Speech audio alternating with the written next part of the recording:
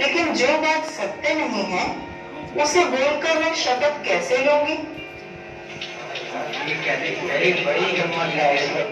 Order order.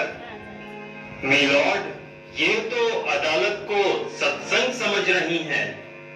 ये तो सरासर अदालत की तौहीन है।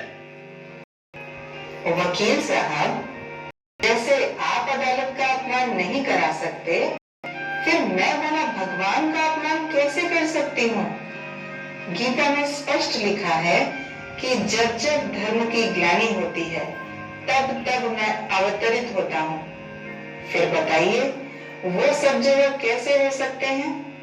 आज तो सबके मन के अंदर काम, क्रोध, लोभ, मोह एवं अहंकार व्याप्त है।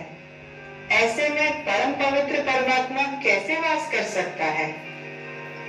कुछ भी हो, कोर्ट के नियम का पालन तो करना ही पड़ेगा। जज साहब, मैं किसी भी हालत में झूठी कसम नहीं ले सकती। अभी भी मैं आपको अवसर देता हूँ, कसम उठा लो, जिससे कि अदालत की कार्रवाई आगे बढ़ सके। जज साहब, मैंने अच्छी तरह से सोच समझ कर ही ये निर्णय लिया है। इंस्पेक्टर, इनके हाथ में हथकड़ी डाली जाए।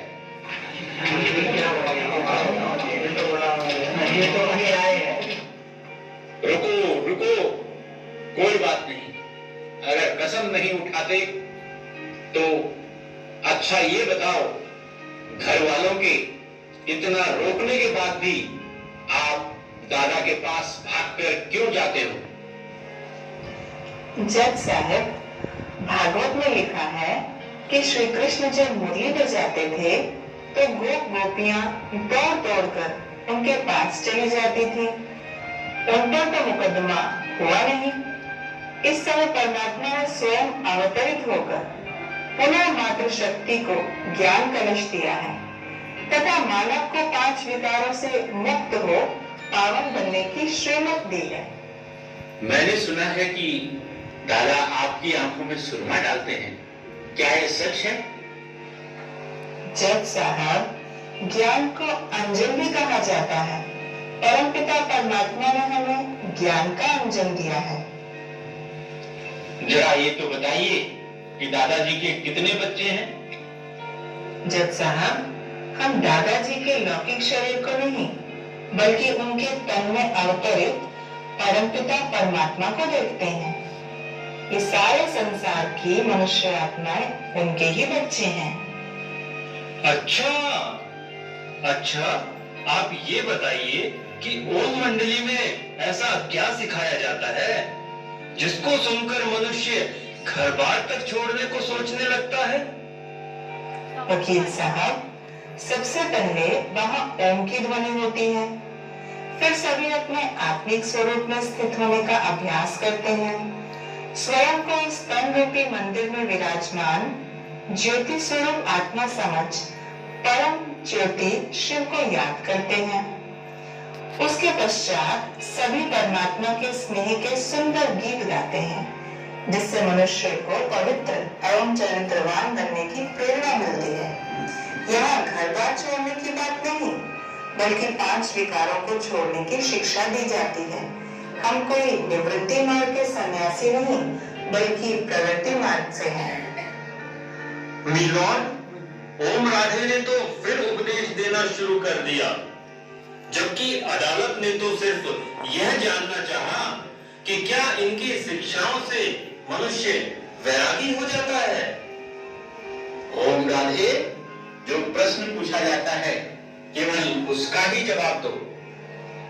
जज साहब, इन्होंने यही तो पूछा था कि क्या शिक्षा दी जाती है, परंतु ऐसी कल्याण की बातें वकील साहब सुनना ही नहीं चाहते। जो बातें मैंने कही, क्या उनको सुनकर आपको लगता है कि लोग घर बार छोड़ देंगे? भाई, कह तो ठीक रही है, बुद्धिमान लगती है। ये कोर्ट से ज्यादा नहीं बोलो। तो जो लोग ओम मंडली में रहते हैं, क्या वो आसमान से उतरे हैं? वकील साहब, ये प्रश्न आप उन्हीं लोगों से पूछिए उन्हें घर में क्या परेशानी थी।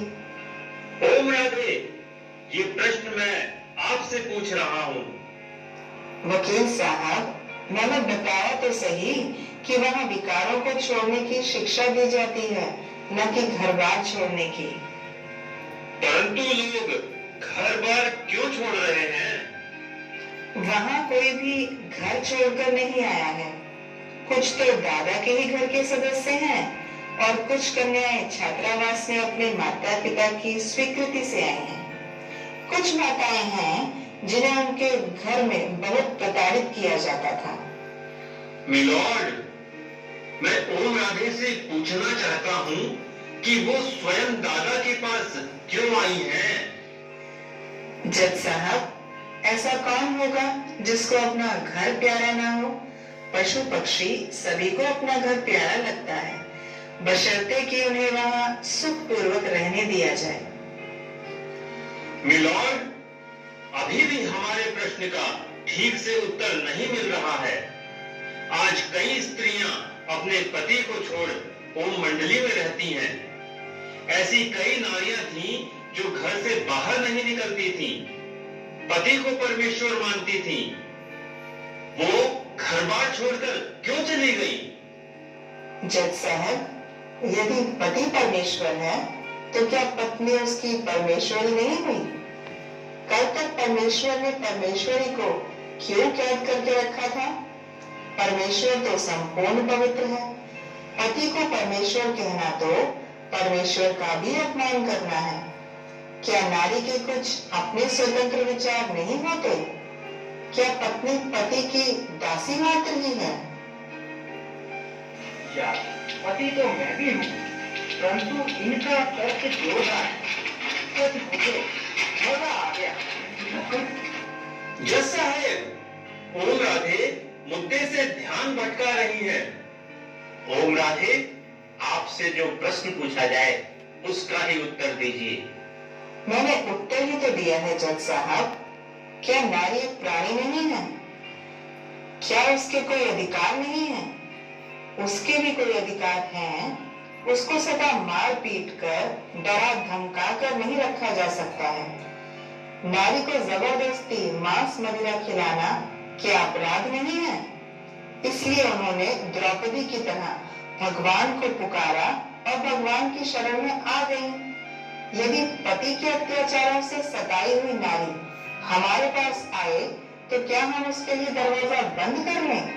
क्या उसे शरण देना इंसानी फर्ज नहीं है? मिलॉर्ड, पति के भी तो अपने अधिकार हैं। अगर पत्नी उसका कहना नहीं माने तो पति क्या करेगा? जज साहब, ये कैसा अधिकार है? गीता में भगवान ने कहा है कि काम महाशत्रु है। ये तो पश्चिमी सभ्यता की नकल है। भारतीय सभ्यता में तो ब्रह्मचर्य जीवन को सर्वश्रेष्ठ माना गया है। योर ऑनर, यहाँ हम कानून की बात कर रहे हैं, शास्त्रों की नहीं। जज साहब, क्या आज की दुनिया में अपराध और अधिकार का भी भेद मिट गया है? क्या हम ये भी भूल गए हैं कि हम भगवान की संतान हैं? हम ये पतित काम नहीं कर सकते।